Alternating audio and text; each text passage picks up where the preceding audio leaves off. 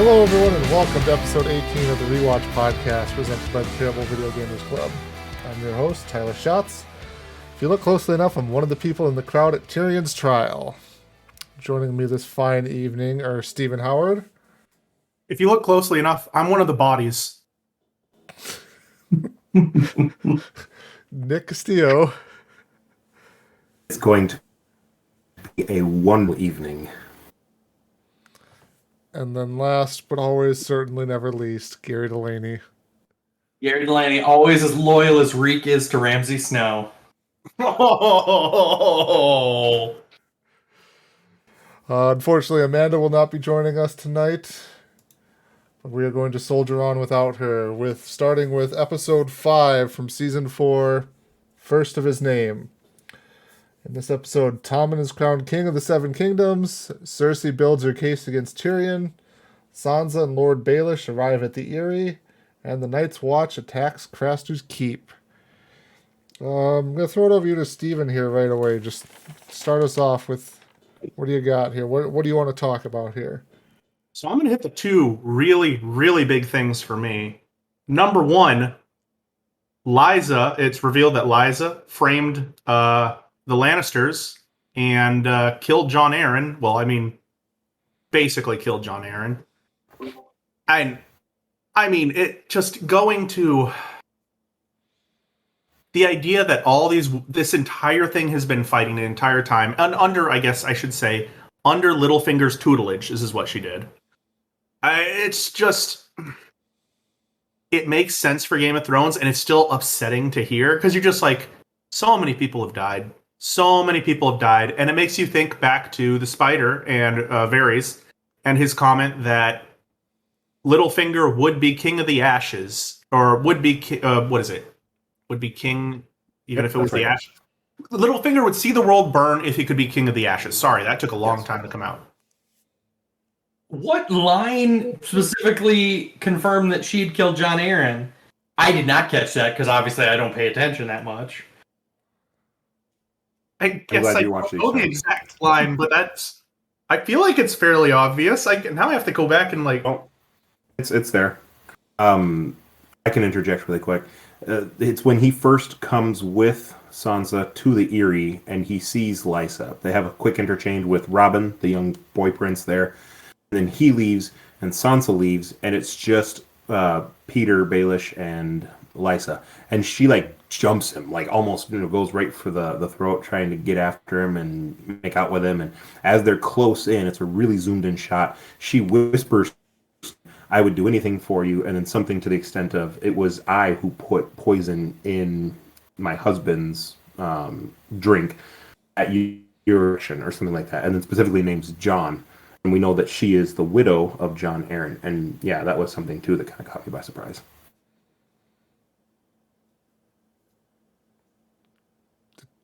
Yeah, So anything else, Gary? that My question there was just I didn't even catch that interaction. So congratulations to other people. that was the thing that really surprised me, because I did not remember that, or I don't remember talking about that when we originally watched this show. Maybe it's a tiny little throwaway line in the context, but it totally, like Steven said, restructures everything you know about what's happened up to this point. I think a lot of what we talked about originally was we were concerned that Jon Arryn may have caught the Lannister twins, Cersei and together in coitus, and that's why they might have poisoned him to get rid of him, which then brings down Ned Stark and all this other stuff with what's going on.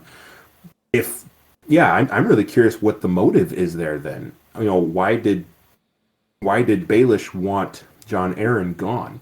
Was he trying to make a play for Jon Arryn's hand of the king position? Or was he doing it because he foresaw that it would bring Ned into some turmoil and include the Starks? I don't think he would have wanted a world war with everybody in the country. But like Steven said, maybe just to burn down everything and get rid of other potential families. That might have been what he tried to do. It just blew my mind. That was something I did not remember, and really is one of those great writing moments that you don't see coming, but when it happens, you're like, whoa, character development. Or was Littlefinger actually working on behalf of the Lannisters, heard about that, and determined that was the time to strike? I think there might be something there. I'm not sure. I feel like Littlefinger wouldn't work on behalf of the Lannisters for something like this because he knew the Lannisters at this point then would take the throne, right? He doesn't want them to take the throne. He wants to take the throne. So his goal is to cause as much chaos as possible, and in that chaos, find the opportunity. Yes, but he knew that if Jon Arryn was alive, that would create one set of chaos. So why would he prefer the set of chaos where the Hand of the King dies versus the chaos where the all the princes and princesses were revealed to be bastards? Like, that sort of chaos would not work for him, because that sort of chaos would completely topple the monarchy, and maybe he would lose power that way. Maybe. He has the line when he first saves Sansa on the boat after the wedding. I think he has the line, a man with no motives is a man no one suspects. So maybe his whole point there is, yeah, I'll do this for the Lannisters if we want to follow that thought path, Gary. But they're like, okay, well, that would help us get rid of Jon Arryn, but what do you want in return? And he's like, I'll call on you at some point, and just leaves that hanging over their head just to leave it hanging over their head. If he has it for some other reason, I don't know. This would be something where somebody who had a lot of free time could go back and watch season 1 with that knowledge and see why they say what they say. Writing aside, it might reveal. I'm finding that the writers actually would have thought ahead enough to give people well, anyway. if you look at it from a kind of a play standpoint as well, and obviously he has nothing but Littlefinger has nothing but time on his hands to really plan this sort of stuff out. Right. Getting Arryn to delegitimize the throne throws the country into turmoil, yes. But there still will be an heir from somewhere between the great houses. If you throw those great houses against each other, then there will be you further delegitimize the system. And you have to delegitimize that system significantly so that someone of Littlefinger's low stature would ever be able to be seen as a rightful king. There's no way that he's ever seen as a rightful king unless the entire political structure of Westeros is entirely entirely Delegitimized? Yeah, delegitimized. Delegitimized, you said. Yeah. Break the wheel. Steven, what's your next point? So my next one is back to my least favorite character, Dany. Beginning of the episode, it is shown that there are her brilliant and insightful and clever job of freeing all the cities and leaving 0 guards to guard any of them didn't work. Boom! That's a mind-blowing thing. If you don't guard the things you keep, people take them from you. Weird. But risk 101. Right? She decides to stay and try to, or I believe she decides in this episode to stay and basically declare herself. She's not declaring herself queen of this entire area, but she basically is declaring herself queen of the entire area. Re-free everyone again. Kill the butcher and kill the wise masters again. And I don't understand. I do understand how she's crazy enough to think that this is still going to be something she has to do, but this is just further going down that kind of crazy path. The path that she took these cities, freed them, and then just expected them. I have freed you. I am a saint. I am a god. Therefore, do my bit. No other plan than that. And that's just... Nick, what do you think about that? I think the same thing. I am not fully against Dany, as some folks are. I think that she's got some redeeming qualities, but yeah, I do not see the strength behind that at all.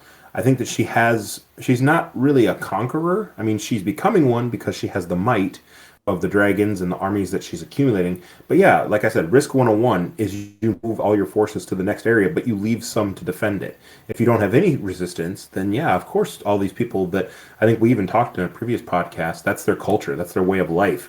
Of course, they're going to slide back into chains and what the remaining masters want to do, because that's all these people have known. I think we talked in a previous podcast about how some slaves may want to go back to that life because that's all they know. It's terrifying to feel like you're free when you can make your own decisions.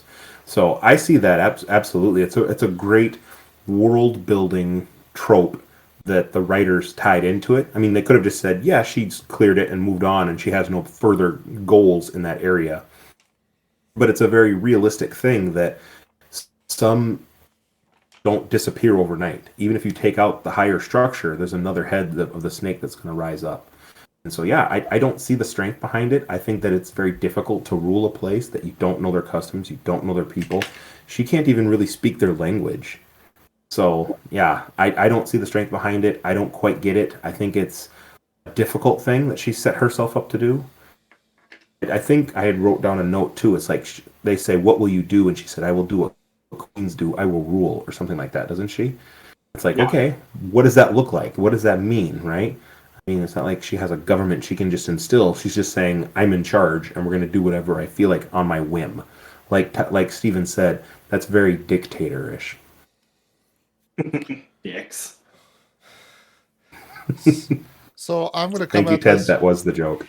Come at this then from probably the opposite perspective of the way it feels like the showrunners tried to portray this to everybody, because at this point, they're still trying to show Dany is this golden good person there. She's out to liberate the world from slavery, which we all think is, that's a good thing. Yes, we can all give the thumbs up to that.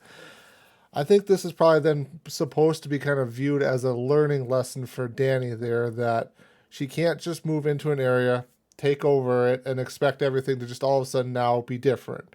She has to come to the realization that, as Nick kind of pointed out, this is sometimes what all of these people know is just how to be a slave. So they have to, unfortunately, come back and liberate them from the masters there, or they have to kind of show strength there to kind of take this over. So this is a learning lesson for Dany. Now, obviously, though, we've talked about sometimes too, though, she has smarter people around her too, in Barristan and Jorah, who have been around for enough to know kind of how stuff happens there.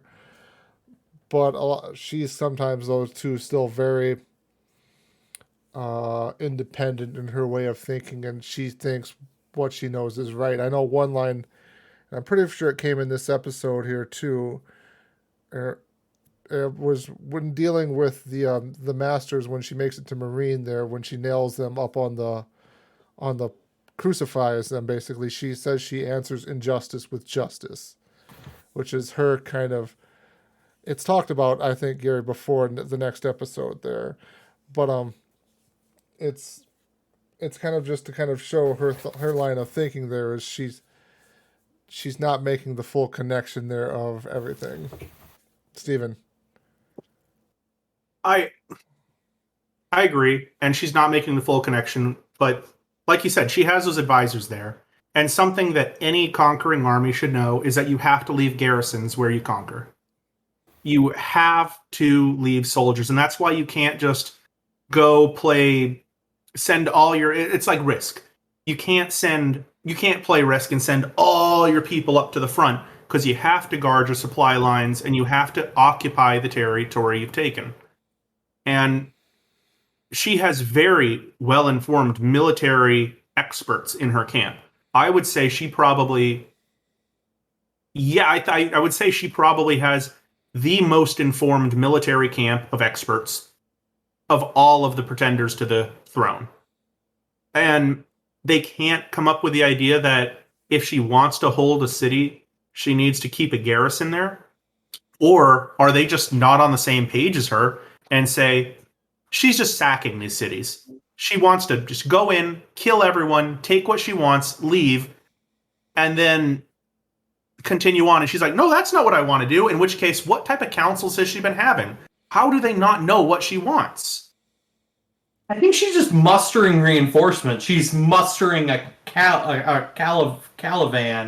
of people Yes, because that's what she came from, was the Dothraki, where you just take your resources and your people with you. So I think that's how I would explain it. Sorry, I interrupted. Nick, you're up. You're fine. It could be. Yeah, I agree with that. If the intent is to sack the city and raze it to the ground, then you don't need to leave anybody because, it's just ash. You move on and maybe peasants or scavengers move in, but that's not your concern. If she's trying to liberate people, like she's mentioned a couple times, and leave the city in their care, then yeah, slaves aren't going to know how to defend a city against anybody else, or probably even be intimidated by the former masters who could easily re-subjugate them. So, yeah. Tyler, you had a comment that I just jumped in on about how the story is written so that it's difficult for her, or maybe it's a challenge for her, and that's just again, conversations about good writing aside. In this part of her story arc, that's a good way to help build a character, right? You have the protagonist interact with something in the world that's difficult, and that conflict, they either learn from or fall to.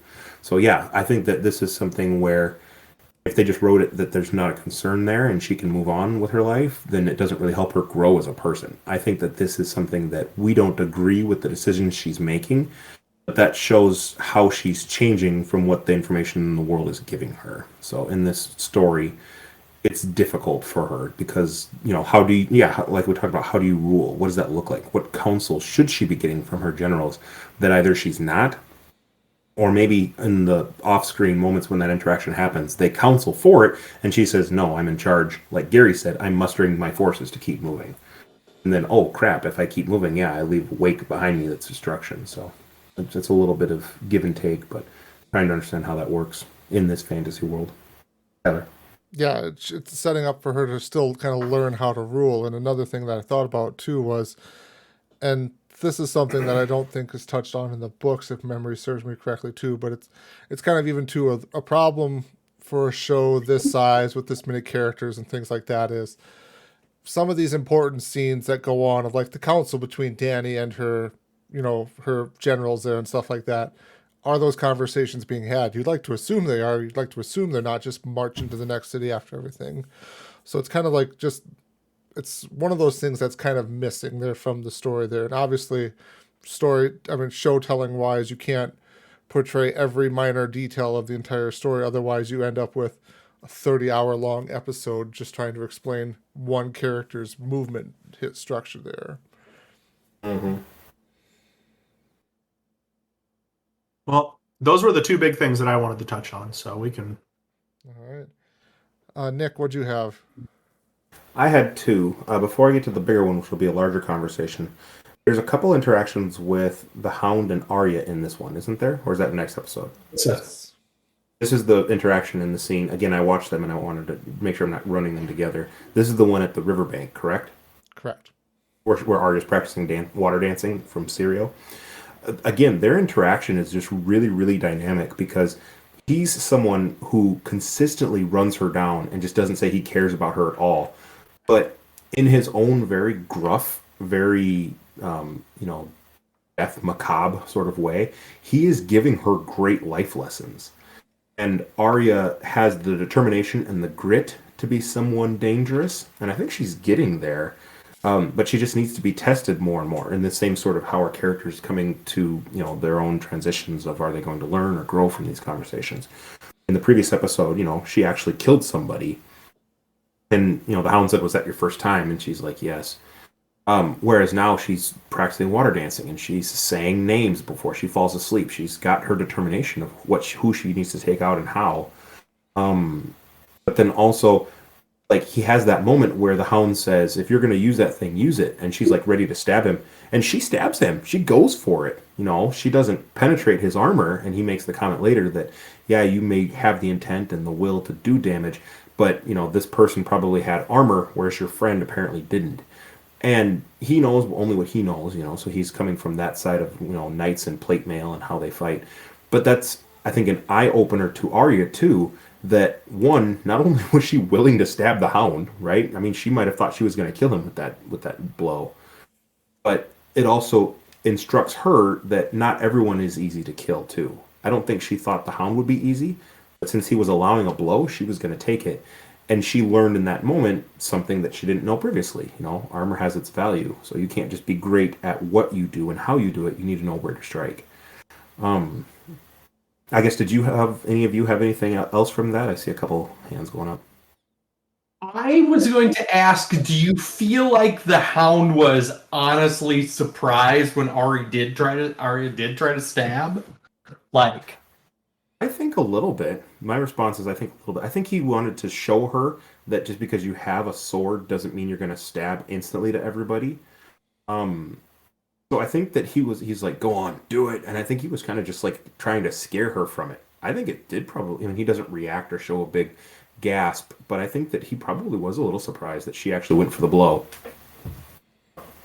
I was going to say too, this is an episode where we have two Stark characters learn that fighting fair isn't always what happens in the real world here in this episode. Arya, her dancing instructor, Cyril Farrell, was the greatest swordsman in Bravos.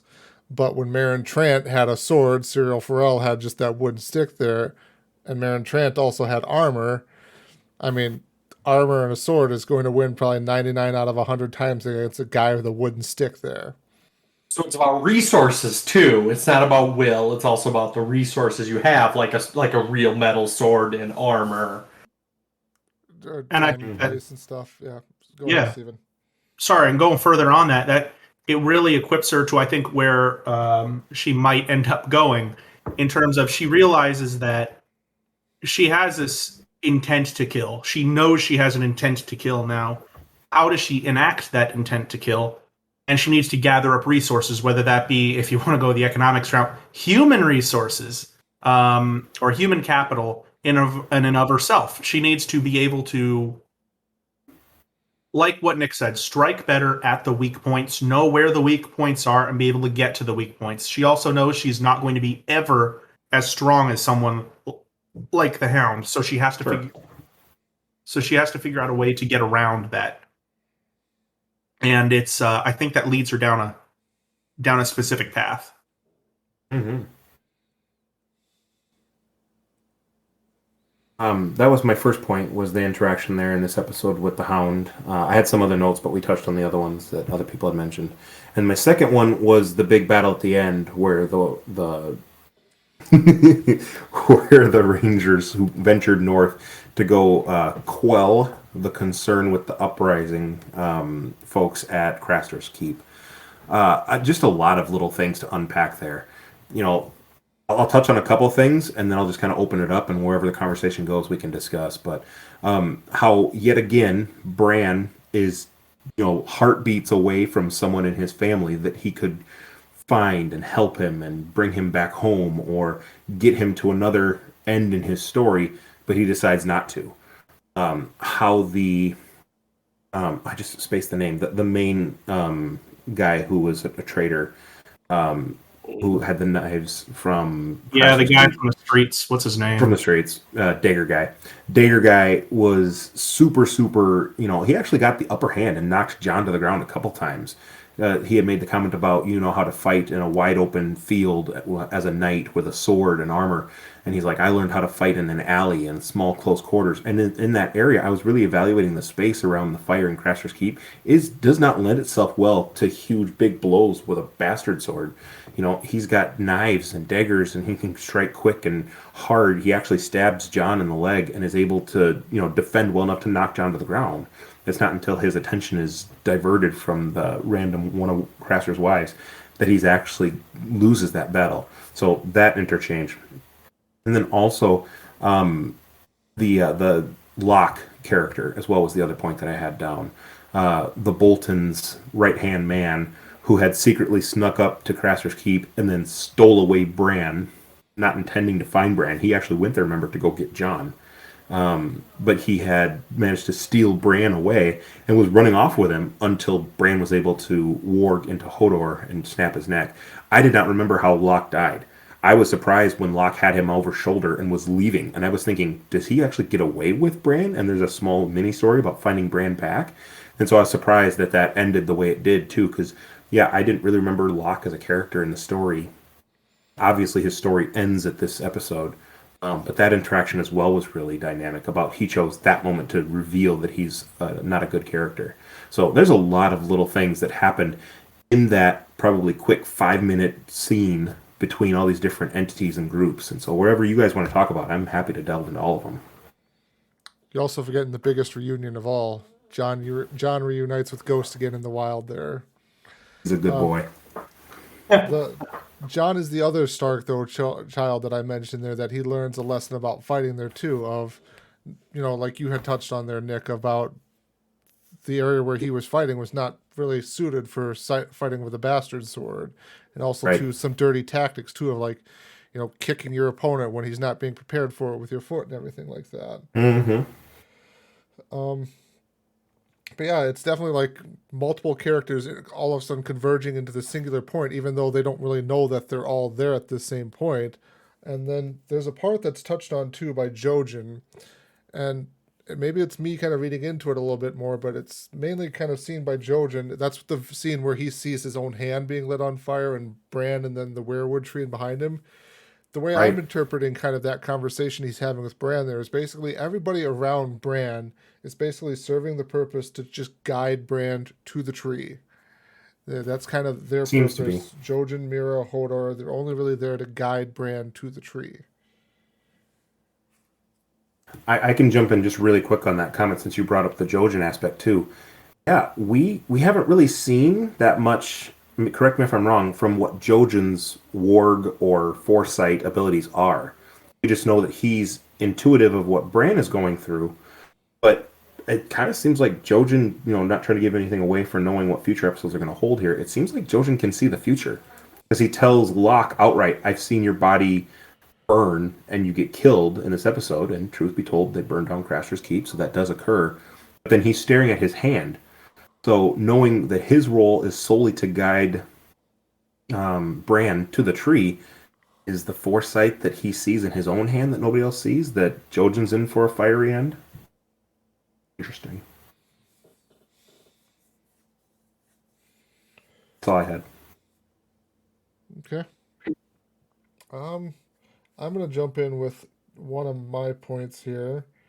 Is Tywin and Cersei are discussing weddings and Casterly Rock and everything like that, because Cersei's trying to kind of goad her father for information about Tyrion's trial and everything like that.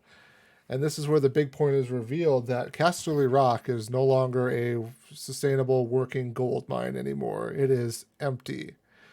Which to me kind of, obviously this is news that they're definitely not going to share with anybody outside of that room there. Of course. It's news. If that gets out, basically, it definitely shifts the power of Westeros in the biggest fashion, pretty much as it stands right now. Because the Lannisters are viewed as the wealthiest family in Westeros, just because of the mines of Casterly Rock, where now all of a sudden that they aren't. They've always mentioned the Tyrells are the next family there. So just kind of curious on what everyone kind of thought about that scene there. Steven. I guess I kind of wonder what the long-term plan is at that point, because you can only hold up that illusion for so long. And I'm wondering because Tywin has a plan. Tywin always has a plan. Is there a bug in the room that he doesn't like? Tywin has a plan to crush it. Tywin has a plan. And so what is Tywin's plan to secure the legitimacy and the legacy of the Lannisters without that in mind? Because I see them marrying into the Tyrells, trying to get the Tyrell support through that. But I don't... going through a war like this, I don't see them diversifying, and maybe they are. They don't ever show us Casterly Rock or those areas. Maybe they're building more industry or agriculture or something to that extent, but I don't see them actually solidifying their base. I see them expanding and trying to engulf more, and that only rings to me as a sun ready to go supernova, right? It expands because it gets hollow in the center, and it loses all that gravity. In the end, it collapses and explodes on itself, and that's what it's going to do. I don't know what the plan is. Yes, that's a fact, Gary. That is a fact. Sun roving supernova. Got it. Cool. I would agree with that, Stephen. I think that the point I was going to add too is, yeah, how do you keep up that illusion? It's interesting that he also not only says that they're bone dry, but they ran dry in their last mine 3 years ago, doesn't he? So Yeah. something like that. So it's been a while too, right? I mean, in the last 3 years, we didn't even have the War of the Five Kings going on yet. So it's really interesting to kind of tell how they've been supposedly funding or trying to make things work. Tywin always seems like he has his cool, but yeah, it's interesting that that's a truth he's aware of, but also that he chooses to share it with Cersei. I mean, Tywin cares for his children, I believe, in insofar as what they represent, right? His legacy. I don't think he cares much about his children particularly as like what their wants are. And so for him to divulge something like we've been saying as profound as that, it's interesting that either he foresees that I don't have many cards left to play, so I just need to come out and talk to them so that we're all on the same page. I don't see him using it as like a scare tactic or something to like, this is what we have to do because our back is against the wall. I don't think our back is against the wall is something that Tywin will ever say outright. But it's just interesting that he chooses to confide in Cersei, someone who is clearly already very jaded and broken since her son just died and hates his other son. So it's interesting there. It's a very true dynamic of chaos at home. Very. I would say that Tywin does have a plan because he's taken he plans to install Sansa as the Lady of Highgarden, and Sansa's she's already married. gone by this point. What? Sansa's gone. I think he originally Sansa's planned gone. to. Cersei. Sorry, Cersei. Yeah, Cersei is betrothed to the Knight of Flowers, correct? Yes, Loras Tyrell. That would put her like 2 deaths away from being the Lady of Highgarden. Like the Queen of Thorns and then Marjorie's father. And then so I'm sure that if Cersei had her way, 3 people would die in the first couple years, and she might mysteriously have a blonde-haired child in the same time frame. So, surprise, surprise! Now you have Lannisters in Highgarden. So, I don't know. That would be my evil plan. Is that you've installed Cersei, in Highgarden, to a place where now she can consolidate power in Highgarden, and you probably marry Jaime off. Sorry, next episode about Jaime's gonna be. Real quick, I want to jump in with that and just say, I would have expected him to tell her or apprise her of his plans before doing that in that scenario, instead of kind of keeping it silent. So I think he's only going to give Cersei that information the day before. Be like, hey, I need you in Highgarden. I will make you the Lady of... this will make you the Lady of Highgarden. And I can make it happen where you're the last survivor. I would say that's where she... As a chess piece, that's where she's the most valuable, is in Highgarden. Because you already have... forgotten the new king's name. Tommen. You already have Tommen on the throne. You have Marjorie Tyrell, which is a very powerful chess piece for the Tyrell family in King's Landing, and you've moved Cersei somewhere else where she could be of value too. That's my opinion. Sorry, Tyler? I've got Tywin's plan, actually.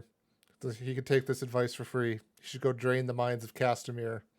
I'm sure there's plenty of gold down there once you get all that water out and the few bodies that are still there. Steven. Crap, I just forgot what I was going to say. I blew your mind with that plan there. About the sweet bodies and you come in with that, and I'm like, it's brilliant. No, I what was I going to say? Oh, I do remember.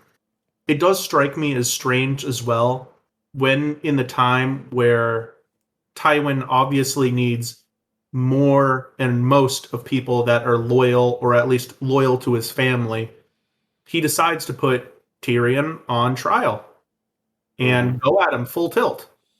I get he doesn't like Tyrion, but the reason why he's sharing his plan with Cersei is because Cersei's intelligent and Cersei is cunning.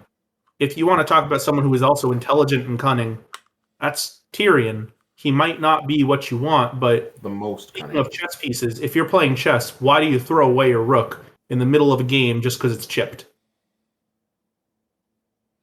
Aren't all Brooks chipped? No. Just play with a broken chess piece set. I do think, yeah, Tyrion is the most loyal to the family, and I would argue almost the centerpiece. I don't think Tywin is the center of that family. I think that he's maybe three-dimensionally above it, trying to coordinate or lord over everyone. But the central figure in that family, I would say, is Tyrion, who's trying to, he gives a true account of how he feels about Joffrey in the next episode. But he definitely, he slaps him. He tries to keep him in line, tries to tell him you can't treat your subjects this way. And someone who didn't care if if his subjects did kill him or rise up against him, that's something else entirely. So he did, even in his own way, try to straighten out Joffrey. He cares deeply for Jaime as a confidant, as a brother, and he does, I believe, as well, care for Cersei. I think he's terrified of her. He always talks about how he's worried she's going to try and kill him. She has tried to kill him, but I think that he is the one central piece to the other members in that family, and so it is very just like we were talking about with Dany. We don't know why that character would make that move. I don't know why Tywin confides in Cersei of his three children his plan. I think if he went to Jaime or Tyrion, or maybe even tried to bring all three of them together, and had Tyrion in chains because he's the accused, maybe he has a different conversation. Maybe he doesn't divulge that to all three of them. Maybe he gives a different account and say, here's what's going to happen, and lays out some other grand strategy. It might be hard for Cersei to see through her red blinders that she hates Tyrion, that this is something beneficial, but it might at least be something where they're all on the same page and they are able to put up a stronger front. I think this episode, and certainly next episode, that Lannisters just keep doing things that surprise other Lannisters, and I think I'll touch more because that's one of my big points in the second episode, is people doing things that they don't anticipate, and the other Lannisters are just floored for it. I don't think that Sansa could accept any plan that involved Tyrion. I agree. What? Cersei. Cersei. God, I just suck with names today. You do suck, Gary. Thanks. You blow, so. Anyway, I don't think that Cersei would accept any plan of the Lannisters that involved Tyrion being a trusted member. And at this point, not leaving with his head still attached, right? Yeah, and even if that was Tywin's plan, he would never tell Cersei because that would reduce his power over her, because that would be taken as him going against her plan of what like justice. But I don't know. It was a good scene.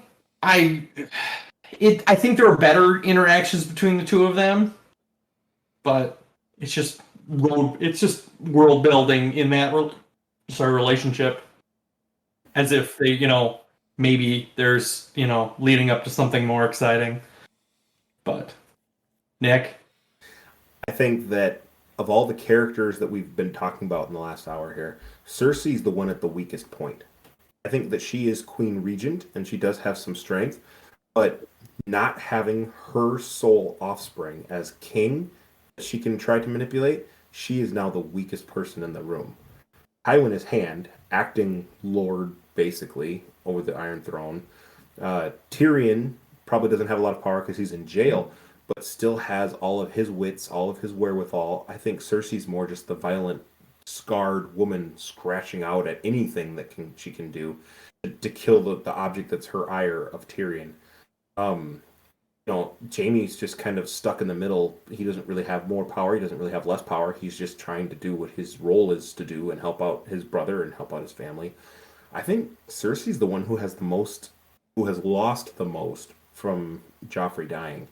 And I agree wholeheartedly, Gary. I think that she's not going to accept anything that allows him to be an equal, certainly, but anything that allows him to leave with his head still attached. She wants revenge, I would say, more so than justice.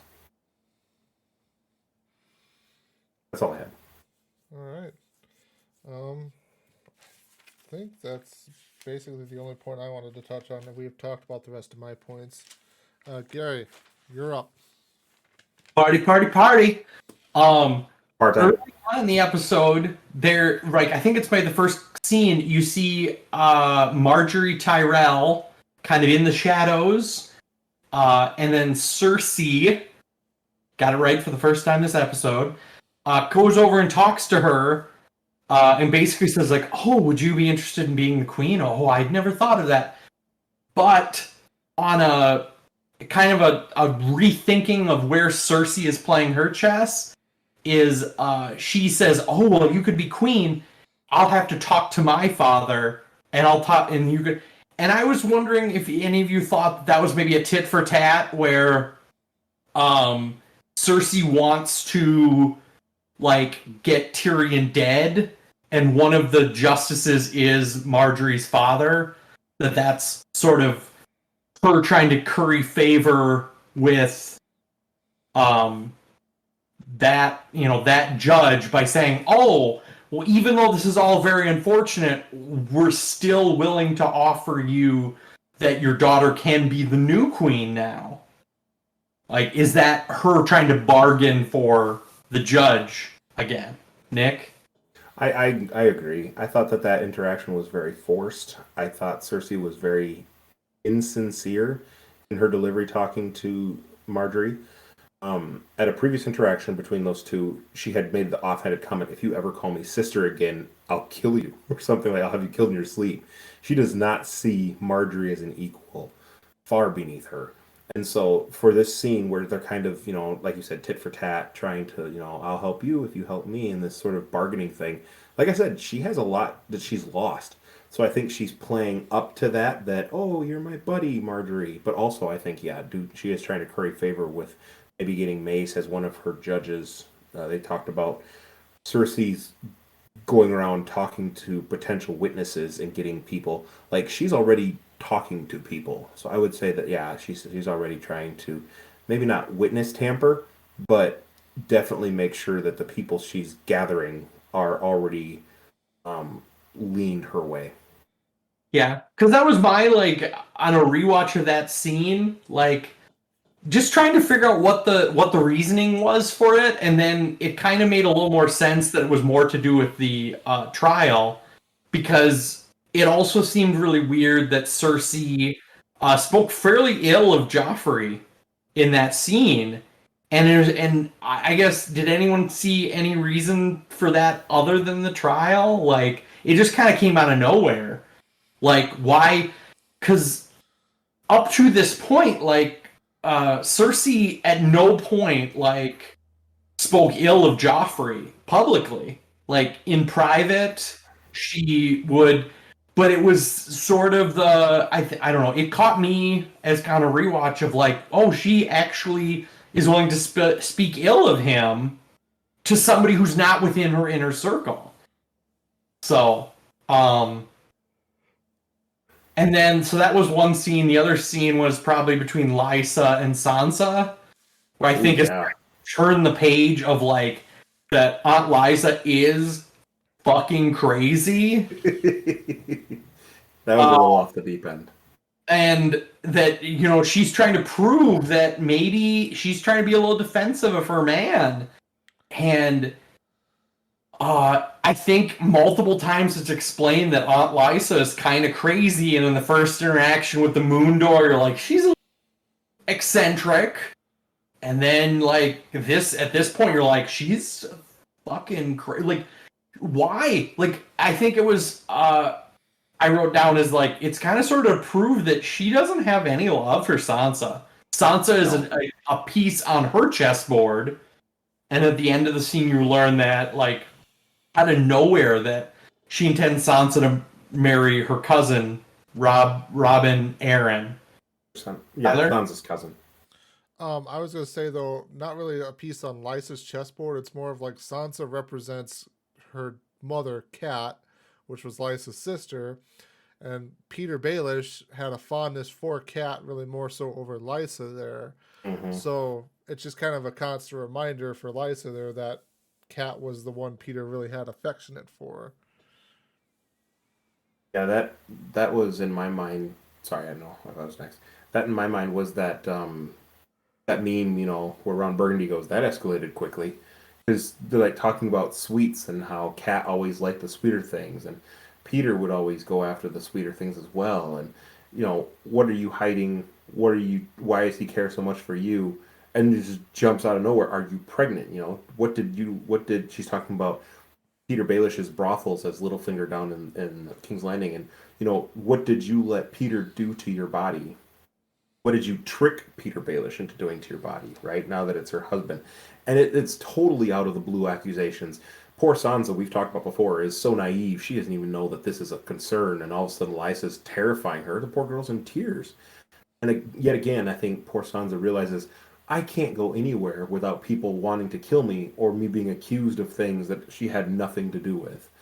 I think that there's like 30 years of pent-up stress there that poor Sansa just gets dumped on from Lysa. So your theory is that the reason that she wants to marry Sansa to Robin is so that she feels she can control Sansa that way? That's the only way she can sort of like the going back to the Lannisters, where the only people you don't marry the people you can trust, you marry the people you can't trust. Maybe. Was that stated outright that Sansa was to marry Lord Robin? I don't remember that. Was that something that they just said? While she's like fucking death clawing the hands, she says, okay, well that's fine. Like your current husband's gonna die, and then that'll leave you free to marry my lovely Robin. Okay, And then I must have missed that. Sansa's face, and she's like, "What the fuck?" Right. Because what was a real like very like torturous scene, and then she finally is like, "Oh, it's fine, I believe you now," and then it just like turns again to be like, "I believe you because as long as you're telling the truth, that means you can marry Robin." Interesting. I hadn't heard that, so I didn't remember that part. All the way up to the edge, like to try to get the truth out of her, and then she just like kind of shimmies back. Scare tactic the truth out of her. Yeah. No, I agree. Lysa does not seem sane. The few characters we've talked about like what's their motive and who are they really? I think Lysa's just nuts, like you said.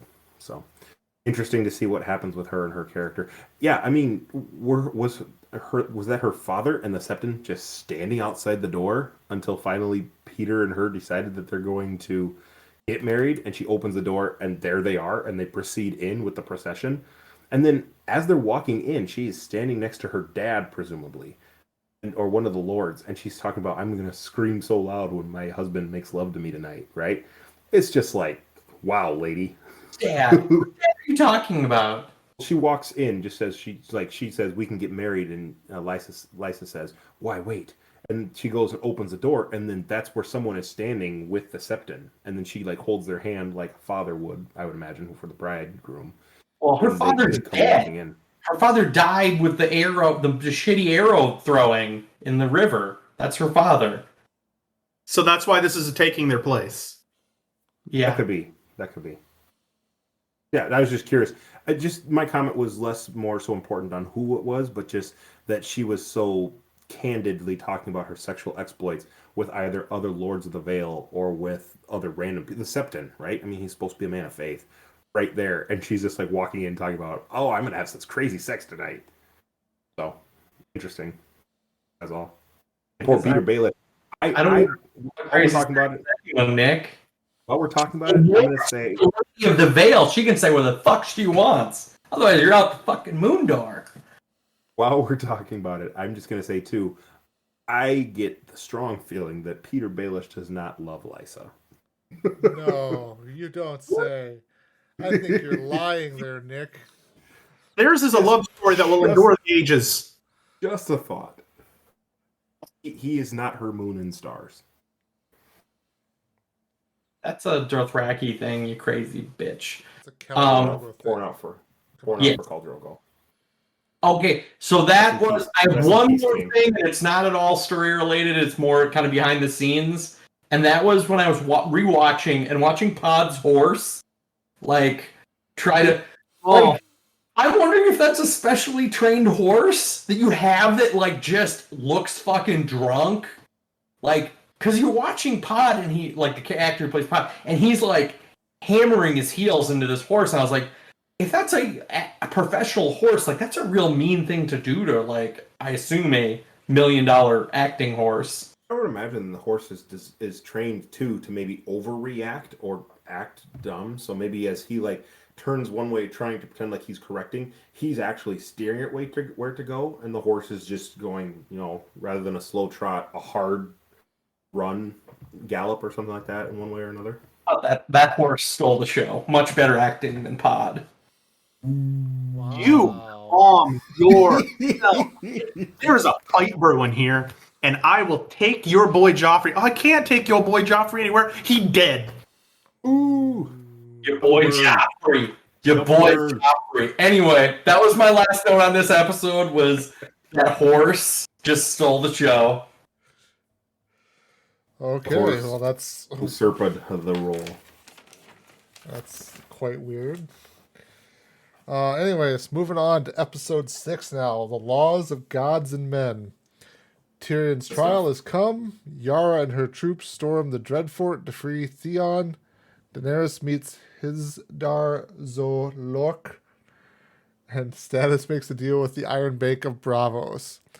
So, my first point to touch on here, and then I'll probably pass it off to somebody else, is Bravos is shown in the introduction for the first time because our man Stannis is on his way to Bravos with the great Davos Seaworth there to try to plead to the Iron Bank, give us money so we can go liberate Westeros and pay you guys back.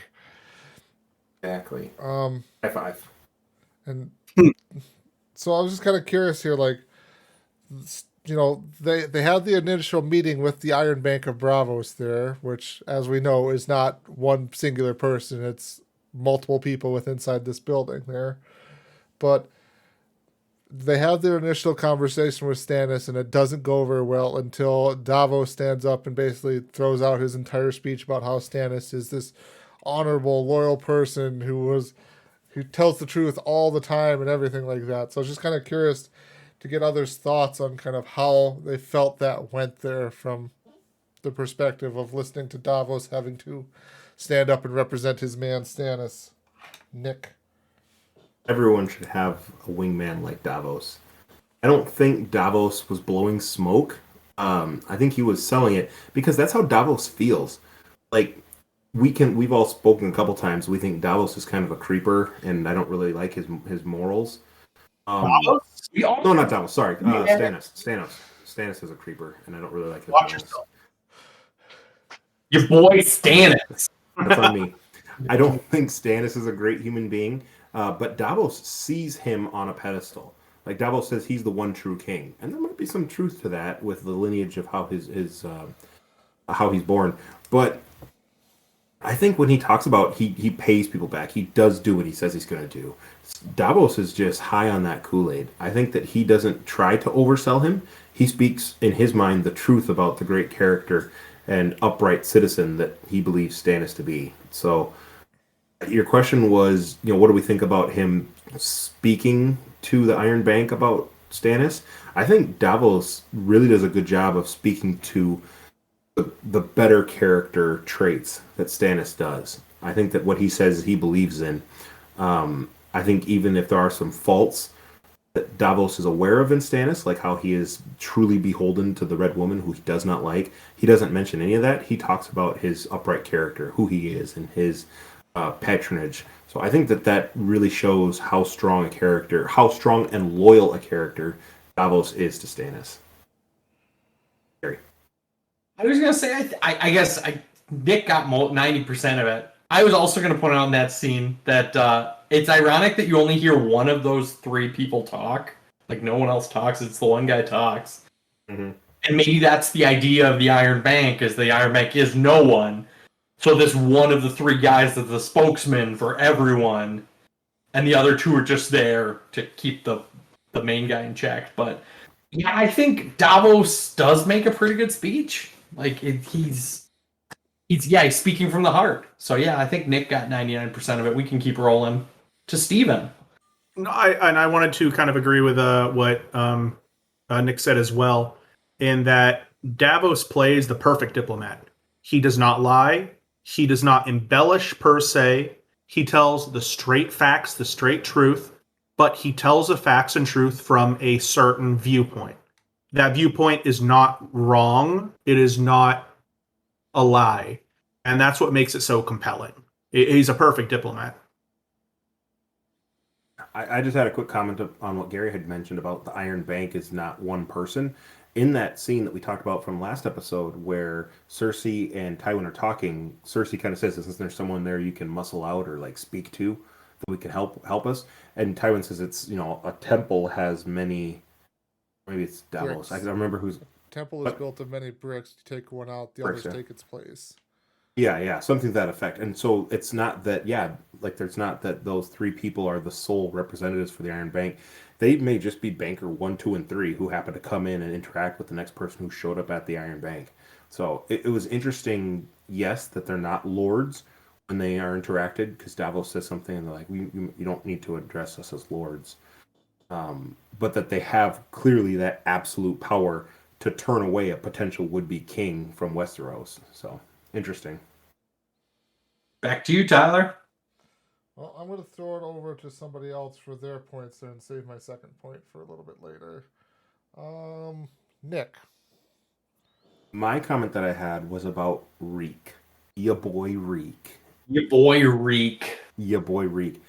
What do we feel about him just totally, I wouldn't say loyal, terrified from Ramsay to the point that he just turns away his sister and potentially freedom because he's brainwashed enough that he says like in his screams, I don't believe you. I tell him I'm loyal. Tell him I listen to what he says, and he hides back in the cage and runs from Yara. What do we think about that? Like, to show how far he's fallen. It was terrifying to see. It was absolutely terrifying, and I think that some people look at it and go, oh, he was such a weak person. Because, I mean, he can have a bit of a weak character at some points. But I think that underdoes exactly what happened to him and the torture that he went through and the absolute, like you say, mind washing that he's been through.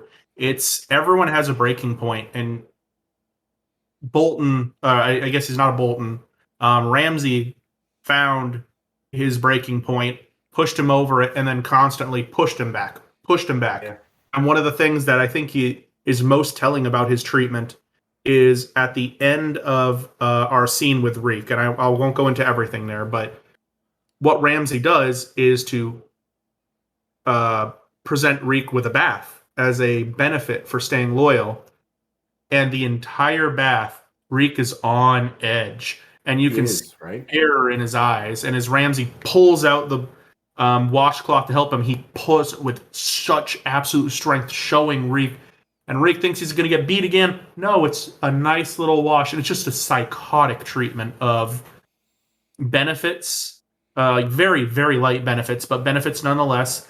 And psychotic torture.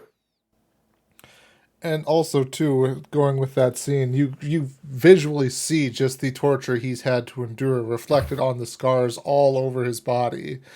From cuts and scrapes everywhere. He's got like a nipple sliced off there. He's got his favorite part sliced off. They touched on in the previously on part there. So, I mean, you just I did not notice the nipple. Yeah, you just see the physical damage that he's taken, and as well as then the emotional damage he's taken, obviously, from believing it was all a game when his sister showed up there, and then being constantly on edge in the bath there with Ramsay around him. Gary. I was going to say, I didn't even catch that when Nick said that, like, tell them I'm loyal. So, like, I feel like based on the scene where he loses his man parts, like, that was a test.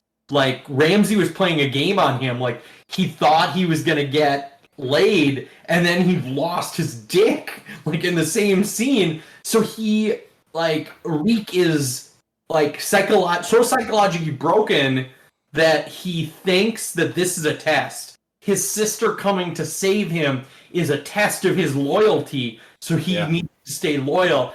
And Reek considers the bath as another test that, like, will he accept this favor, or will he stay meek and stay very, like, humble in accepting the gift of a bath? So I don't know. I just think that he's so psychologically broken that he thinks any kindness or a way out is obviously a test. Like, he thinks that he's just constantly being tested because he's just so psychologically broken from being tested day after day. So that's all I have. He's a beat dog.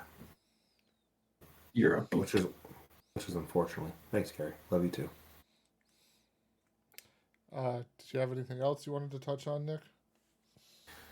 I did, but it's the trial. Do we have anything else to build up to it, or should I just dive right into it? Let's save that towards the end there, since it did happen at the end of the episode. I think we all really want to talk about the trial. Fair enough.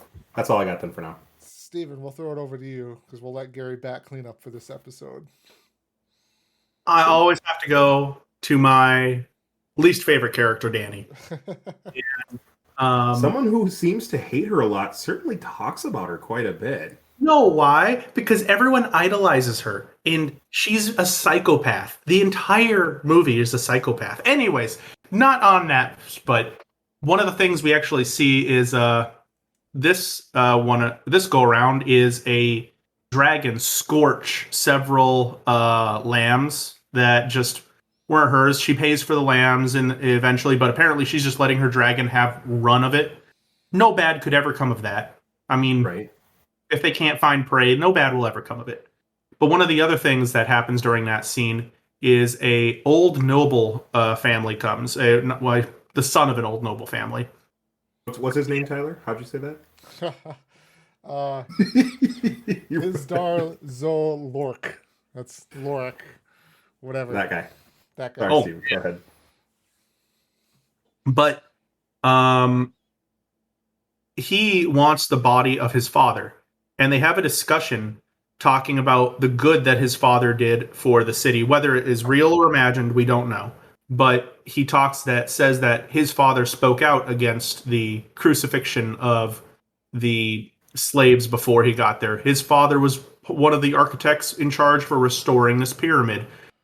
And when presented with that idea, Dany's first thing is to go, everyone got what they deserved. And it's just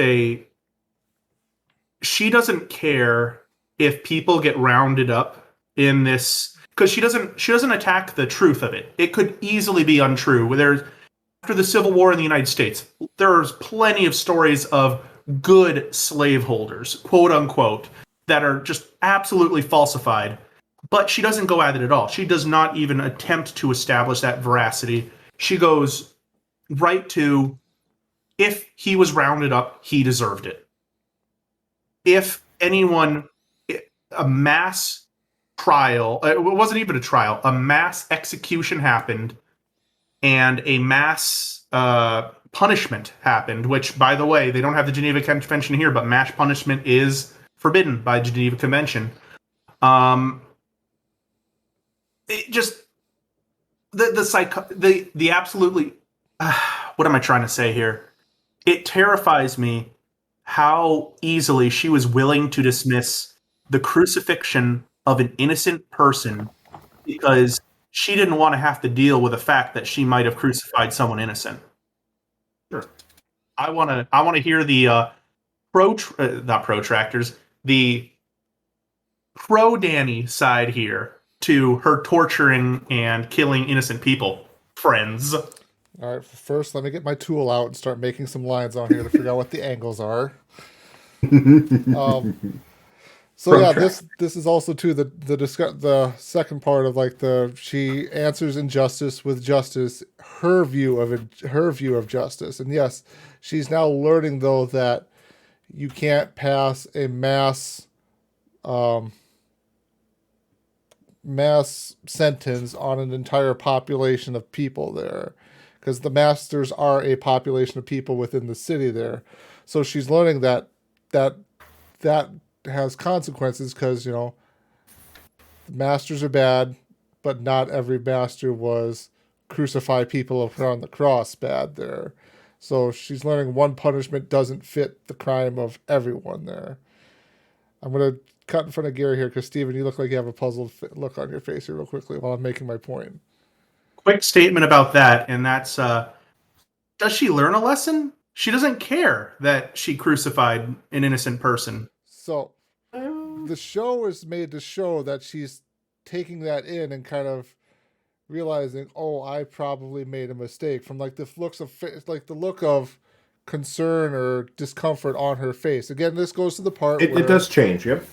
This goes to the part of the fact that, and I don't want to get into like spoiler territory too much talking about further seasons, but there's the kind of theory out there that they didn't really have the ending planned like they should have. So when everything happens at the end, it's not like it feels like it comes from left field and everything.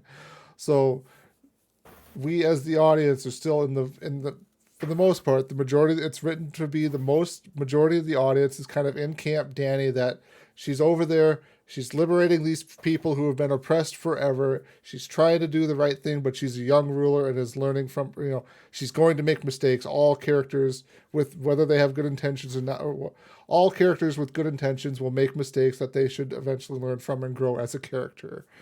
So from the way it's kind of portrayed in the episode here, it seems like she comes to that realization that crucifying all the masters like she did was probably a bad idea, because again, she passed judgment on a larger set of people when it maybe wasn't the entire set of people who were responsible for the problem there. Gary, go to you now. It'll never happen again. I would also say that, like, from a viewer perspective, like, you assume that at some point, broad assumption at this point, that Dany's going to get back to Westeros. So you just assume she has a larger role to play. So they're trying to explain the story of how she gets to the back to Westeros. And that's sort of her own narrative of the story. But yes, I do think she overreacted. But as you're telling the story as the audience, you assume that she's going to, like, make the bad people pay. Like, because you saw kind of this elitist structure, and you thought as the audience, at least as I as the audience, that she was gonna break those social structures by hurting those at the top, and then by that, high water would raise all ships. Trickle down. Okay, but sorry. I was just making that one snarky comment. That the water that's going to raise all ships in this case is by slaughtering every single person at the top and letting their blood raise those ships. Yeah. Because even at the end, and you say that she looks a little shocked. Yeah, she appears a little shocked that maybe she wasn't entirely right. As she gets over it. How many more people do we have to see today? 212. Oh gosh, I have such a hard job. And that's like, she doesn't, I honest to God don't believe she really gives a second thought the fact that she crucified someone who didn't deserve it. And her frustration with the 208 is that she was going to have to hear 212 more sob stories and pretend to give a shit. Okay, right there. Sob stories and pretend to give a shit. You were talking about the crucifixion of people's fathers. I mean, yes. You should feel like, exactly. I made some mistakes. I let my dragon free. I killed a bunch of people. Can I just hit the Control Z button and just go away? I gotta be that part here. That part is supposed to, I think, be more for like slight humor for the audience watching there. Like, it's Dany learning. Being a ruler is not just making these important decisions. It's also then dealing with the minor parts that come along, the minor decisions that come along with it there. Whether she makes a good choice or bad choice, I mean, that's obviously up for debate. But yes, the larger part is now affecting the smaller decision. The larger decision she made of crucifying all the masters is now having the trickle down effect on all of the smaller decisions she has to make. Nick. So, devil's advocate here, because I love it when everybody else argues and the world burns. Steven is saying that there clearly needs to be remorse for something. We are saying that it does seem like her face or her expression changes when she does hear that she did crucify somebody who may not have deserved it. Where do we think her remorse does lie? If she's remorseful, what do you think she's upset about? That she has to hear 212 more stories? Or does she actually do some self-introspection? Because I'm actually a little bit in Team Howard's side on this one. I don't think that she doesn't have zero remorse. I think she does, but I think it's misplaced. What's your thoughts? I think she has remorse for the fact that she has to now deal with the issue. I think she has remorse that she has 212 complaints. I think she has remorse that people have grievances with her. I don't think she has remorse with the fact that she crucified an innocent person. And that is fundamentally the wrong way to get to, if you want to say remorse is the answer, a right answer. You are fundamentally, like you say, remorseful about something the wrong way. So I'm going to say we're reading into the second part way too much. She has remorse over the fact that she may have crucified somebody who wasn't entirely deserving of it. Again, I go to that 200 and some complaints after that. That's kind of separate from the remorse issue there. That's her then learning that being a ruler requires more time taken up and small details having to be paid attention to. Those 200 some people, I'm just going to say 200 people there. Those 200 people are not all there because she slaughtered, I mean, we're assuming here, I should say, that they're not all there because she slaughtered all of their fathers or husbands or whatever along the road there. They're there with other grievances that might have to do with their day-to-day lives of what can the queen do to help our life in the city be better. That's the stuff that Dany now has to learn to deal with there, of all of these minor things kind of coming up there as her being a ruler. She doesn't now get to make just the big decisions of, I've liberated Meereen, I'm slaughtering the masters along the road there, is crucifying them. She's now also having to learn about the minutia detail of now governing. Gary. She sees herself as a just ruler, and obviously she's inviting, the common people to bring their issues, and as the queen of the land, she's taking care of her people. But I think it's just as you said, the realization that that's just a lot more minor decisions. She thought the decisions she was going to get were like, oh, well, what do we want to rebuild the town slavery square as? Do we want to make it an arts council? Bring forth your arts council proposals and I shall approve them. I don't know what type of Gary that was, but I want more of that type of Gary. Arts council proposal. Your decisions so that I may approve them. I have a quick one-liner, Stephen. I'll go to you. To your comment, though, we are always the heroes in our own story. So yeah, I think wholeheartedly Dany thinks what she's doing is right. It's the hero of the revolution. The one-liner: the road to hell is paved with good intentions, and also an excellent one-liner. This is right now. I think I agree with Tyler. We're putting too much weight on the 200 some odd people, and that's because I don't think she shows any remorse for that one person. I think she gets over it very quickly. I think that when the guy says, "But my father was innocent," and she immediately goes to the idea that everyone who I rounded up deserved death. She doesn't. It's not like she goes, "Oh, I am sorry." Obviously, as a ruler, you can't say "I'm sorry," and I get that. But something to de-escalate the situation and not say, if I killed him, he deserved it. Take that to its logical premise there.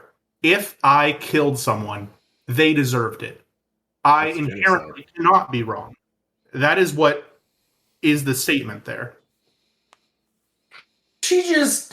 she understood that there was pain, as she's had pain in her life, but she was trying to, I think the introspection is trying to figure out if this dead Myronese lord was worth more as a symbol of, like, justice, or as, like, allowing him to have a proper burial. So I think that's what the scene's really about, is that as the ruler, she sees it as, is his dead body more valuable as a symbol of justice, or as a symbol of that I'm a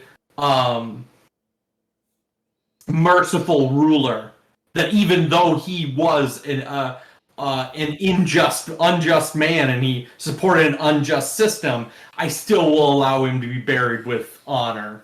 Real quick, I do want to say that we have multiple threads defending Dany here, and not all of them can be right.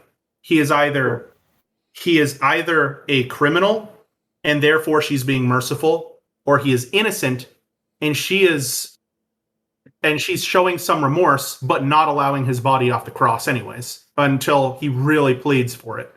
I mean, I see there being more logical contradictions to the idea that she really cares about this than there being logical premises as saying she's learning anything about it. She's learning to be careful who she kills. She's not learning not to kill innocent people. I'll accept that. I think that's fair. Who you kill.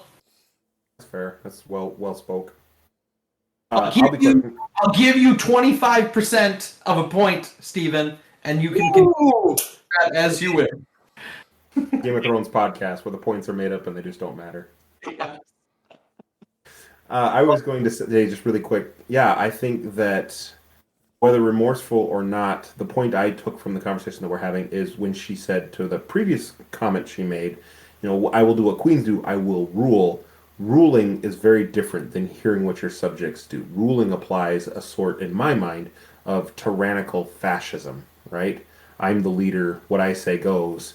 I will rule over my subjects, not I will guide my subjects or lead my subjects. I will listen to my subjects or adhere even to my counsel's guidance. Right away when she says she's going to crucify people, Barristan Selmy steps right up and says, maybe you shouldn't, answer injustice with mercy. And she's like, no, I'm going to do it anyways. And so I think that there is something in her character that says that this is maybe what she wanted to do, and she did it because she wanted to do it. But yeah, like we're talking about now, it probably didn't end up the way that she had hoped it would. It sends a message, but that's maybe not the message that she wanted to get behind. I think it's an evolution of how she sees herself in the world, and she sees herself as a ruler of their people. Anyway, we can move on from this scene. Steven, I'll give you another half point. Yes! Okay, so that gives me 0.75 points because I had a quarter of a point first. Now I have half a point. I have 0.75 points, and that's all I can ask for in life. So, speaking of that, we have 2 points left. One's a very quick one, and this is just almost a little of a side. The storming of the castle, when we were talking about Reek, I mean, I remember watching this the first time too. SEAL Team Ironborn, man. Those guys just the guys and gals, I should say, crush the thing. And they probably use about as many drugs as SEAL Team does too. It was insane. So that was just kind of an insight. That was just, you don't really see too many. I need to be a little quieter, sorry. You don't really see too many times where a group of soldiers is really perceived or shown to be just that competent. And I think it is very exemplary that it is Yara's compliment that is that powerful. And then the last, and this is a real point, one of the things at the small council meeting later on, and this is probably a little bit askew. They're actually talking about Dany and about the forces that she holds and should they be afraid of her. And the comment is made, she has an army 8,000 strong with a mercenary company to her name. She has a very strong army to challenge you. And that gets me wondering, 8,000 people plus a mercenary company equals a strong army. It makes me wonder about the efficacy and the composure of the armed forces left in Westeros. Like, how big are those armies left if 8,000 people plus one mercenary company is a powerful army? And 3 dragons. What? And 3 dragons. And well, Tywin discounts the dragons there. He's like, Yeah. no dragon hasn't won a war in 300 years here. But also the fact, reading the history of the world of Ice and Fire there, dragons were a very large weapon in the early part of Aegon's conquest there. True. In his, I think he's already made the comment too, like the last time that he's heard of a dragon, it was the size of a cat. And right, it was, right in the throne room was tiny. And so it's something that he is not terrified of, because in his mind, dragon means dragon, right? We clearly see from what's going on with the lambs and the locals there, Dany's dragons are becoming a force to be reckoned with. So it's interesting for sure. that was kind of it. I was going to say, also at the small council meeting, they mentioned Sandor Clegane has been seen out in the world there, and they try to figure out how much of a silver to put on his head there that would make somebody stupid enough to try and challenge him. I thought that was kind of great. Let's see, that's both Stephen and Nick. I believe, what is it? It's not Mace. It must be Varys then on that edge of the table who says, I believe the phrase, what the king was uttered.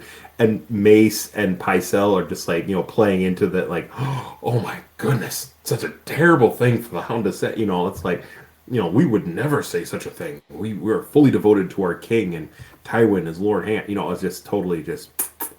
I have a couple more points on that small council meeting before we move to the trial. Go for it. I noticed that obviously Oberyn comes into the small council and he's like, "Oh, I've been on the small council. You suppose I'll be the Lord of Ships or something?" And Mace says, "You can't be the Lord of Ships. I'm already the Lord of Ships." And he also kind of scurries away when Tywin's like, "Can you grab me a quill and pen?" Like, very much something that you would have a steward or a very lowly employee do. Tyler? The second most powerful family in Westeros is getting a pen and quill for Tywin Lannister. Yeah. Like, Tywin doesn't say it as if to say, like, I wonder if I can get him to go do this. Would you go grab he just like, Mace, go grab me quill and parchment. Yes, of course, I'll go grab it. He's being a good sir. He's doing good for he's doing good for the realm.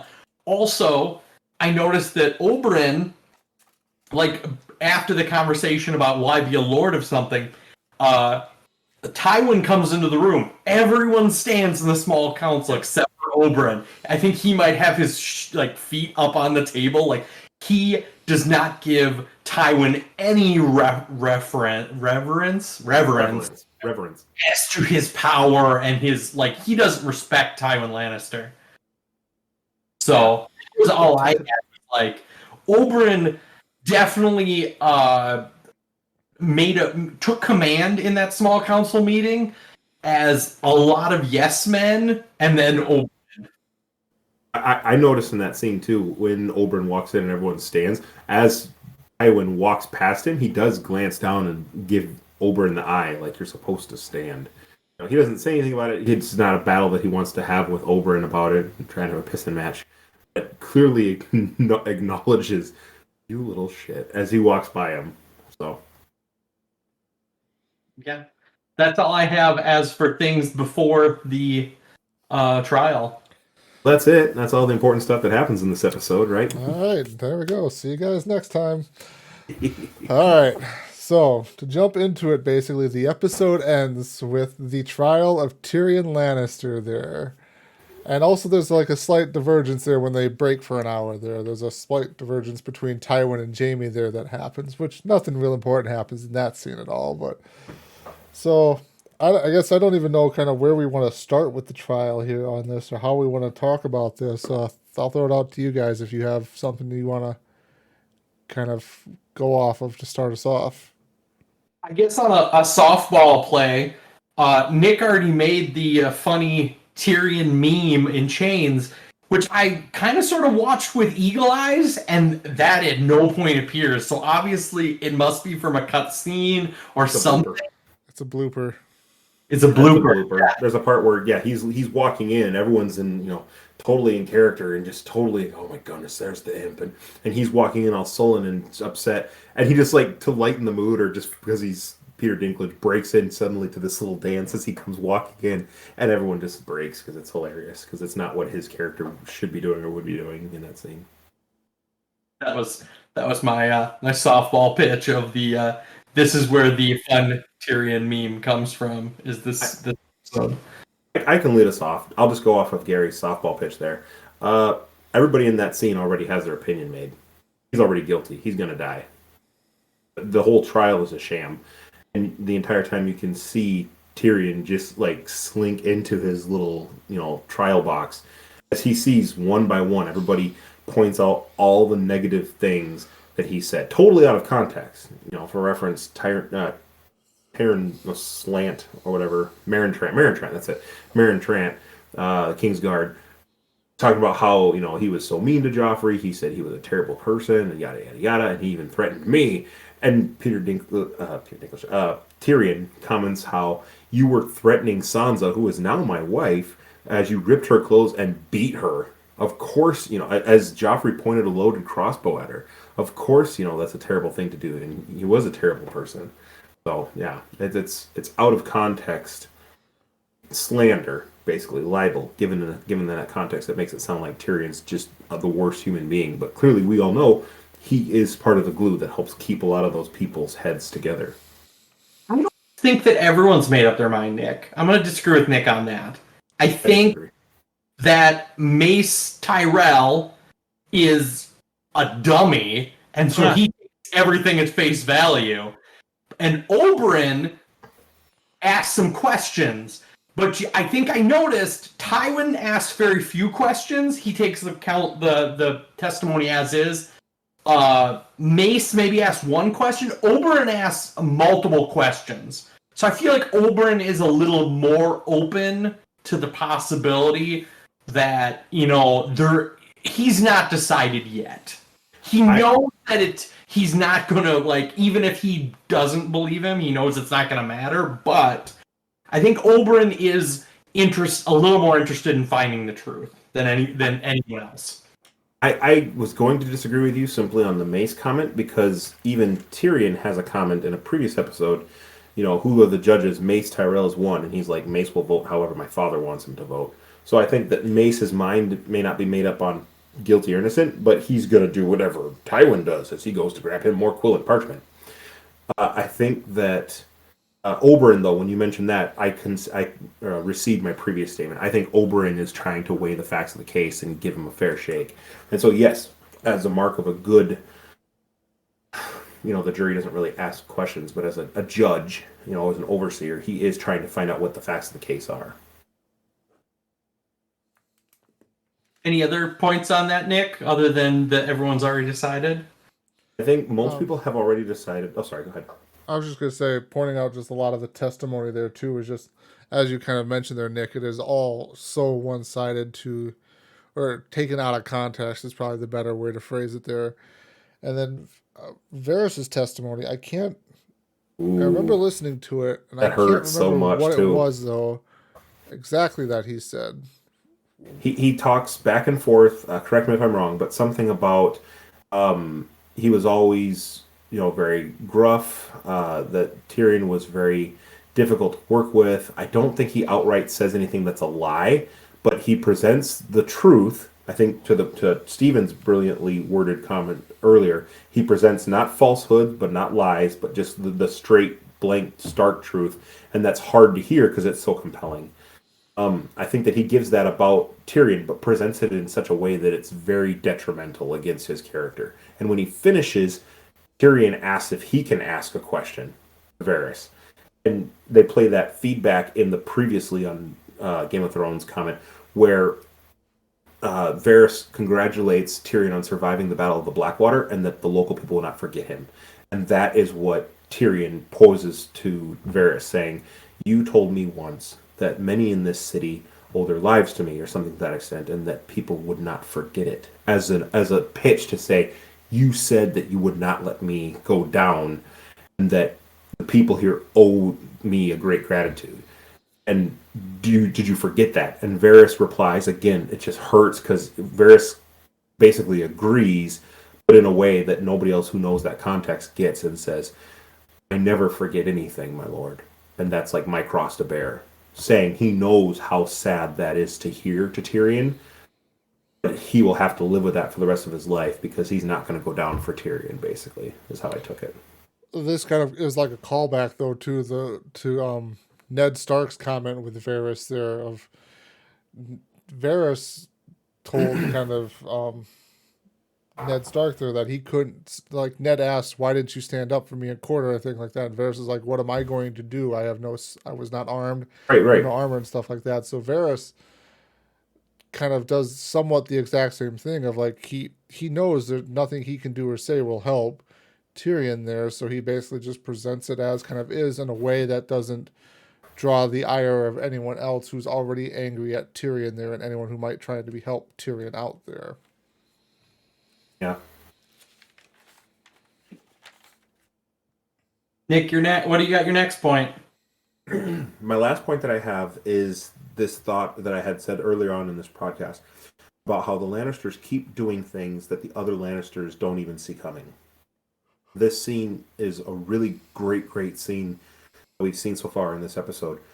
All these things that nobody else suspects. You know, we know going into this that Tywin and Cersei have sort of stacked the judges and the panel of witnesses against Tyrion.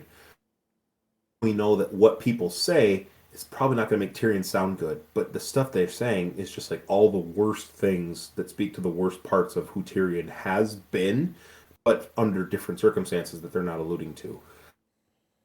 When Shay walks in, oh man! Like I've seen this episode before. I've seen how this series ends. I knew that scene was coming, but again, the way that cinematography is done, you hear footsteps of someone walking in, and we don't know who it is, and we see Tyrion's reaction. I wrote down specifically. We see Tyrion's reaction to who's walking in before we see who's walking in. And he is just gutted. The second in his eyes, he sees who it is. And we don't know. Like, in that moment, we don't know what's going on. I did. And I was wondering who is coming in that he is totally not expecting. He doesn't know who would give testimony to him. And I mentioned earlier, he sort of slinks into his little box that he's in. And we see it's Shay. And he is just awestruck. And she comes in and she starts talking. And everything she says, again, is not a lie. He says, you're a whore and I'm done with you, and throws her out. She does lie a little bit in the beginning about how they came to be and how she never mentions her feelings, but he was her whore and they did have sex, and how they talk about it is, you know, what did occur, but under the context that she was reciprocal and, you know, there was maybe affection there. But everything that he hears is just another dagger in his heart because he does care so deeply for her. I mean, he wanted her safety. He wanted her gone. He looked after her for so long. He was terrified Cersei or his dad were going to kill her, and he tried to have Bronn steal her away on the ship. In fact, Bronn says, yeah, I saw her board the ship and she sailed away. She's long gone. So she was even on a ship gone. I don't think Bronn would have lied to him. Of all people, Bronn wouldn't have lied to Tyrion. And in this moment, that's another good, interesting thought I just stumbled upon. Bronn's not in this trial. He's not even sitting around that we see. I know why he's not here. We'll come to you, Gary. Hold the thought. But that's my comment. It's just this Shay motive. Without giving anything away, I'm open to interpretation. What do you think got her there? Her own anger? Or do you think she was flipped by Cersei or Tywin? Does anyone have a thought about why Shay is there? I mean, we saw her board the boat. I'm holding on to the axiom that Bronn saw her leave. So what brought her back? Her own anger or jadedness against Tyrion? I assume that the spies brought her back. Like, that Cersei or Tywin had spies that were following Bronn, or Tyrion and anyone affiliated with Tyrion, like Sansa's handmaiden, who might be a secretly delivering messages because she works for the house, works for Sansa. They found Pod. Yeah. It isn't really well explained. I don't know if it's explained in the books. I don't know. I was just going to offer as well. I don't know if she's there by her own will either. And Captive? What? Do you think she's a captive? I do. I think she might have been caught and she might have been brought back. And I not getting into spoilers, but from what we see even later, there's never any explanation of what happens, why she's back. And the scene that we see her in the other scene that we see her in, we have no context to that. She is a prostitute. I mean, that is buy and trade. We assume, because of the person that she's sleeping with, all of the connotations that we take with it. And I mean, we'll get to that when we get to that. But, sorry. You're good. You can continue. I was just going to say, I'm not sure that she's not a prisoner. I don't want to give anything away, but I feel like she is also a little bit there of her own volition, of her own accord.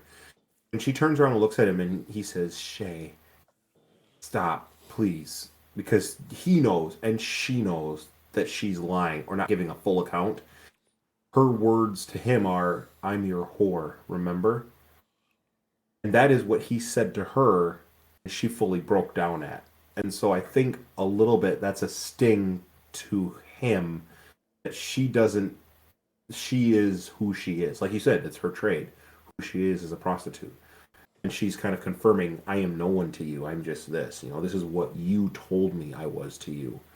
So I think a little bit of it is a scorned lover.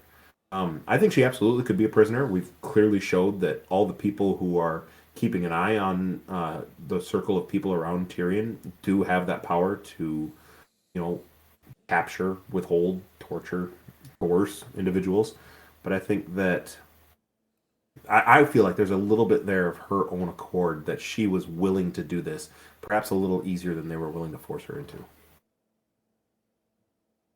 She's a crazy character. She's not. She's a straightforward, straight-talking character. I don't think she's crazy. Lysa is crazy. What I mean is she's not a well-explained character in the story. Sorry. She could be. Yeah, not a well-elaborated character. She's a background character who just kind of jumps in and out of the story. I think Amanda had commented in the books that she's like a conglomeration of different characters too, so it could be. Yeah.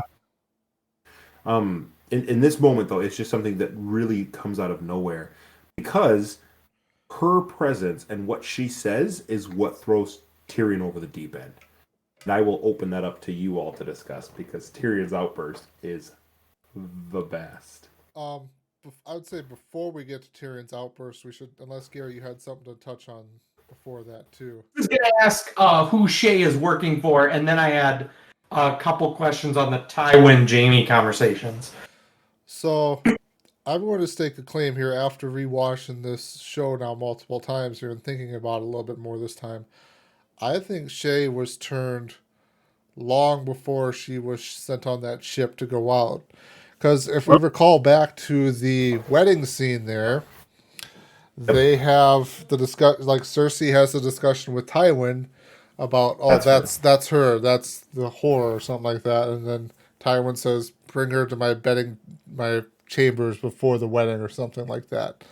So I think at some point in time, the ground has been laid way before this trial even happens or something like that happening.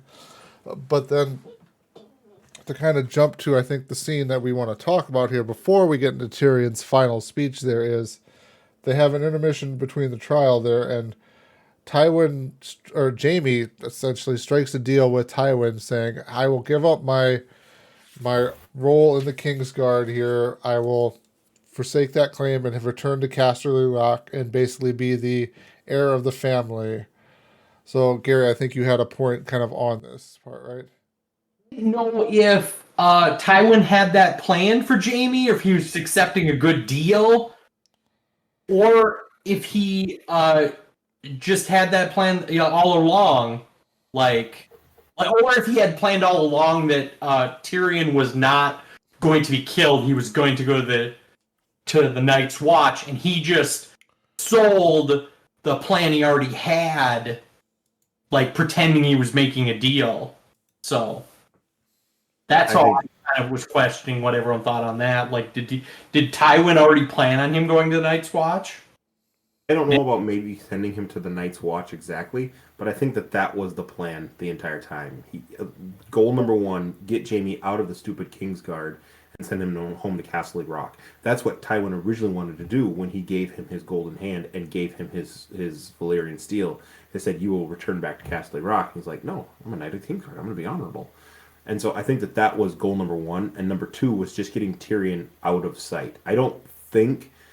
If everyone called for his head, I think Tyrion would be dark enough he would let that happen. But I think that if he can help it or make it work, he wouldn't want Tyrion dead, just so he could have a backup plan in case Jaime did something stupid. I think that was more or less the high points and a goal that Tyrion wanted the entire time. Like I said, he doesn't care what his kids want. Tywin wants. I don't think he cares what his kids want. The fact that Cersei wants vengeance against Tyrion, I don't think is something that he cares about. He wants what he wants. And the second Jaime basically spells out, "This is what I'll lay on the table," I think, head first, Tywin says, "I can't believe he just bought it." Yes, that's exactly what we'll do, because that sounds perfect. That will get my goals accomplished, and we'll do it. He doesn't offer, he doesn't barter. When he talked to Lady Olenna Tyrell about, Loras marrying Cersei and Marjorie marrying Tommen, he barters back and forth with her because she's on his level. When Jaime lays out his cards, "This is what I've got," he just goes, "Done," boom, and then smokes him. That's exactly what he wanted. Steven, do you have any opinions on that, or Tyler? Not important enough to discuss. No, I'm just not sure I have anything to add. Yeah, it's kind of in that same boat there. I think you guys covered a lot of what I would have thought about discussing there for that scene. So yeah, now we can jump right over to, unless you had something else there, Gary. I just was questioning, at this point, who do you think Shay is working for? Do you think she's working for Cersei, the Queen of Thorns, or is working for Tywin? Tywin. If anyone, Tywin. I think she's working for Dany. Dany's the evil mastermind behind all of this. Sold. You fool. That is all I have for this episode. Dany is the ultimate mastermind. Dany's the ultimate evil. There, it's given away. Monster. What a twist. I think it's Cersei. Honestly, even knowing how these episodes play out, she says, have her, like Tyler said, have her brought to my chamber or whatever so I can talk to her. Tywin doesn't go talk to her. He has Cersei go do it. If Cersei does it, or Cersei has somebody else that she trusts to go capture Shay, I think Cersei starts talking to her right away, knowing what's going on, because this is before Joffrey bites it, right? This is when Cersei's planning to... No, it might be afterwards, because she says, have him brought to my whatever, and then she stays there through the wedding. So yeah, this is after Joffrey's gone. I think that Cersei might want to get vengeance against Tyrion through Shay right away, and she might, not through a diplomatic or manipulative type way, but through a force or a scare tactic, might go after Shay and say, you're the handmaiden and you're also my brother's lover. I can have you killed unless you say yada, yada, yada. I think that there might be something there. Even knowing what we see in the future episodes, I think that there is a strong case that could be a play that's part of it. I think Cersei's just too hot-headed to have that much of a thought that far out at that point in time of I'm just going to have you now work for me at this trial here for Joffrey's death. She really wanted to break her brother. She could go for Shay. She would have used Shay to break Tyrion there, basically, long before they ever got to trial. Yeah. I could see that too, I suppose. All right. Final part of the episode then. Tyrion's grand speech. So Nick, you've been wanting to talk about this now for a while, so the floor is yours. just straight venom that he spits, as true can be. We know each of these characters that he's directing this to, even the random, lick spittles and people in the audience who are just going with whatever the lords of Red Keep want to say. I wish I had enough poison for all of you. I would happily give my life. He would die. He doesn't want to die. He wants to die at the ripe old age of 86 with other things going on. But he would happily give his life to watch everybody he sees there drink that poison and kill them. I wish I was the monster that you all think I am, and that I've always been on trial my entire life for being just who I am, trying to survive. There's so much truth in what he says, so much spot-on cynicism towards everyone else who's too prim and proper to address it. And it's kind of like his last will and testament. He's willing to go out and stake his claim that whatever I propose to save my butt as a final draw will see me proven innocent. And at the very end, he demands trial by combat.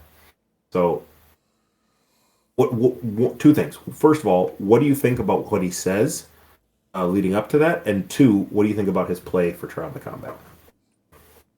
Well, I mean, his play for trial by combat, it worked before, so why doesn't it work again? And we find out a little bit more about maybe what he might be thinking about the trial by combat in the next couple of episodes there, Steven. And what other option does he have for trial by combat? I mean, it is I don't want to get out of get jail free card, but when you're down to your last option, it's your last option. I think he's just so emotionally broken by Shay that he just wants to end this whole charade. That he's just like, there might have 3 more witnesses, or I'm gonna have to do this for another day of trial. Can we just call trial by combat, give me a fortnight to find somebody to fight for me, and I can go back to my cell and just in quiet introspection and not have to deal with any of these other motherfuckers. Sorry. Beep. You choose now to censor yourself. Okay. What was your first question there, Nick? What did you think of his comments? How he said them, what he said? Yeah, it's all straight on point, coming out as just hot venom, basically, like you said there. Of he was not the monster. He's not the monster that everyone thinks he is. Completely agree. I think venom is the perfect word for it. It is absolutely vicious. It's acidic. It is aimed perfectly. We're talking about people aiming at people's weak points. This is at everyone's little inkling of who they are, that little chip in their armor, and he goes right for every single one of them, showing them that if I was that monster, if I wanted to be that monster who you thought I was, I could have. I could have killed you. I could have killed you. I could have killed you. This is, it's a shambolic trial, and he's aware it's a shambolic trial. And so what he does is he just hits them all exactly where he can and just causes so much discomfort. It's amazing. Mm-hmm. I have no other points. That was the 2 parts that I had on the trial. Who's next? Talk about the trial. Gary, go for it. Oh my God! I just realized I forgot to answer the question why Bronn wasn't there. Because Bronn and Cersei, those actor and actress, were formerly married, and they hate each other enough that there is never a single scene that they are in together. Really? Entire filming, they are never in a scene together. So that's why he's not there. Oh wait, I think I did hear that once. That Cersei and Bronn were once married? We talked about this during one of the previous episodes. The actor Lena Headey and whoever plays Bronn were married at one point in time. Interesting. I do think going back to this a little bit, the explicit statement by Tyrion that I wish you and your bastard had to Cersei, explicitly saying in front of everyone the little secret that no one even knows. It's not even a secret anymore. Everyone knows it, but no one says it out loud. Yes. Your vicious bastard. Yeah. Watching your vicious bastard die. Would buy by extension, imply that there is another bastard on the throne. Oh, yeah. You're right. That's very true. Calling one, you call the others. Yeah. Yeah. I mean, there's multiple slangs in that one sentence. It gave me more pleasure watching your vicious bastard die than 1,000 lying whores. He's directing that then to Shay, right? That her testimony is false. To her, calling her what she's claiming to be. He knows that she's not, that she's more to that than him. Giving her that title than that she apparently was willing to own to disgrace him, while slamming his sister for her previous dirty deeds, as well as saying, I was thrilled to watch your vicious bastard die because he was a terrible human being. Yeah, there's a lot there that he just goes off. Anybody else have anything else from that? I don't. Oh man, yeah. Washes his hands. That's exactly what Tyrion did. I'm calling trial by combat. And it ends. Boom. And we drop with what ends the episode? Reigns of Castamere. The House Lannister theme there. Because if you listen, like again, I think I've talked about this before. I've been listening to a lot of Game of Thrones music. Anything to do with the House Lannister basically is always if you add the lyrics to it, it's the Reigns of Castamere. But that melody is the House Lannister theme basically throughout the show. Gotcha. So, that extension, if you want to read into the symbolism, the last words we hear are from a Lannister who's got a strong tie to the house claim, which if Tywin had his way, that would not be the son that he would like to leave as his heir. But maybe that's, who the world or who the writers intend for us to see as the strongest Lannister. Or as they might say, so he spoke, and so he spoke. And on and on. Should we get out of this in less than 2 hours? Yes. No. No? This is still. Should we go back and talk? Should we go back and talk about Eddard Stark's ice being melted down into 2 Valyrian steel swords? I think there's still some more information there. All right, yeah, let's wrap this episode up here, and then we can berate Steven for missing the greatest discussion we had. So this is going to end our episode here. For next time, we will be watching episode 7, which is Mockingbird, and episode 8, The Mountain and the Viper. Nothing at all happens in that episode. Nothing at all that pissed the internet I'm sure everything's off fine. for years Everything's to come. fine. Everybody walks away happy. Yes, the internet was not at all not happy. Watch it with your children. Watch it with your children. All right. Well, thank you everyone for listening. I hope you have a good one. Later, folks. Everybody, be loyal like Greek.